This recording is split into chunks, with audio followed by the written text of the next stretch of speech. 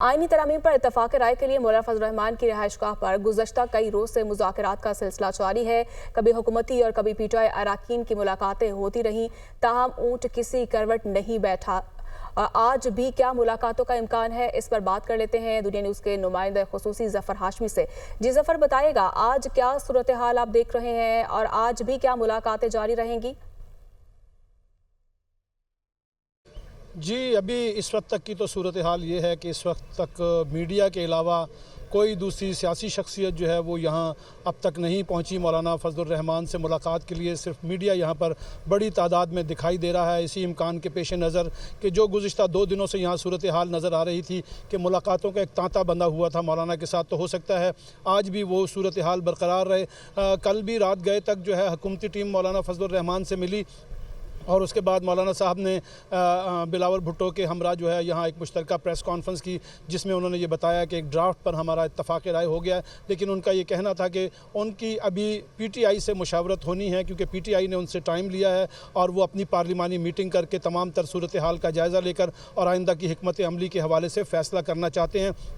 यही वो वजह थी जिसकी वजह से कल मौलाना फजल रहमान जो हैं वो पार्लियामेंट हाउस नहीं गए और उन्होंने कौमी असम्बली के इजलास में शिरकत नहीं की। हालांकि इसी वजह से सेनेट और कौमी असम्बली के इजलास जो हैं वो बार बार मुलतवी किए जाते रहे कि शायद मौलाना से मुज़ाकरात का जो अमल है वो कामयाबी से हमकिनार हो और मौलाना जो है वो अपनी रजामंदी ज़ाहिर करें कौमी असम्बली में आने की। लेकिन बिलावल भुट्टो के साथ मुश्तरका प्रेस कॉन्फ्रेंस के बावजूद उन्होंने ये कहा कि वो कल तक का इंतज़ार करेंगे और वो ये देखेंगे कि पीटीआई जो है उनको क्या जवाब देती है। उसके बाद हो सकता है कि वो कौमी असम्बली जाएं और तरमीम के हक़ में हो सकता है कि वो वोट भी दे दें।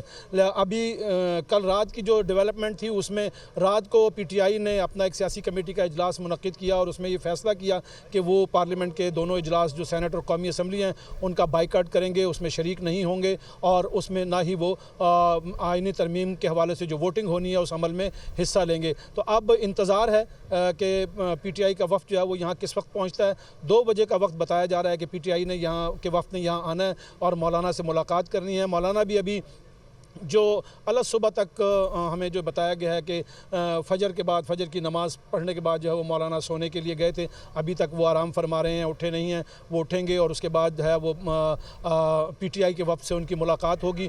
उसके बाद देखते हैं कि क्या डेवलपमेंट सामने आती है।